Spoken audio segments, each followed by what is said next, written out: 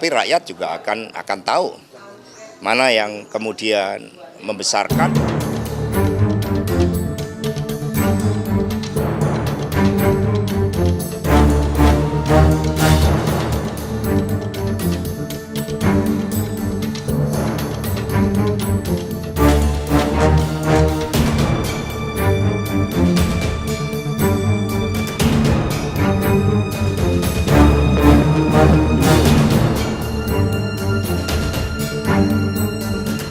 Ya, kalau kita lihat, ya, seseorang itu kan, jati diri seseorang itu kan diukur dari konsistensinya terhadap pilihan partai politik.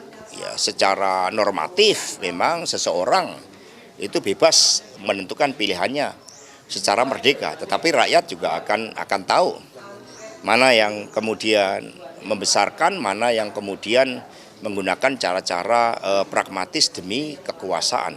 Pak, terkait isu itu, PDI mempersilahkan Pak Jokowi. Gimana? Terkait isu itu sudah dibicarakan nggak di internal PDI? Oh enggak, kita sekarang fokus PDI Perjuangan mengawal suara rakyat dan mencoba memperbaiki berbagai persoalan-persoalan yang muncul ketika demokrasi dari rakyat oleh rakyat untuk rakyat ini dikebiri demi ambisi kekuasaan. Itu yang menjadi fokus, termasuk saya datang di UI, di mana di sini suara kebenaran ilmiah, kebebasan ilmiah itu dikedepankan untuk mencari suatu akar melalui proses yang bisa dipertanggungjawabkan terhadap kerusakan yang terjadi di dalam pemilu 2024 yang mengancam demokratisasi Indonesia ke depan, mengancam kedaulatan rakyat itu.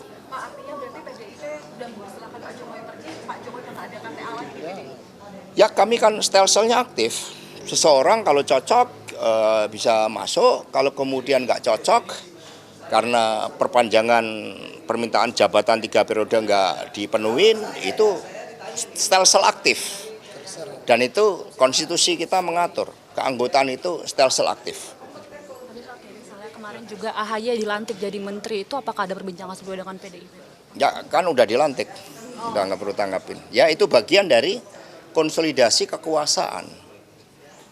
Kok ini aneh, pemilu belum selesai, terus-menerus dilakukan suatu konsolidasi kekuasaan. Sepertinya ada rasa was-was, sehingga politik harus dikonsolidasikan dengan cara-cara seperti itu yang tadi, dalam suara para akademisi tadi, itu membunuh terhadap berbagai suara-suara kritis karena bangunan kekuasaan dibangun dengan major power yang ada di parlemen dan kemudian menghilangkan suara-suara kritis yang sebenarnya sangat penting bagi bangsa dan negara, misalnya terhadap impor pangan kita.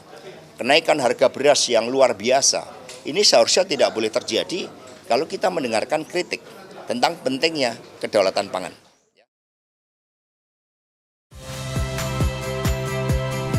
Saya Liviana Cerlisa. Saksikan program-program Kompas TV di siaran digital, pay TV, dan media streaming lainnya. Kompas TV, independen, terpercaya.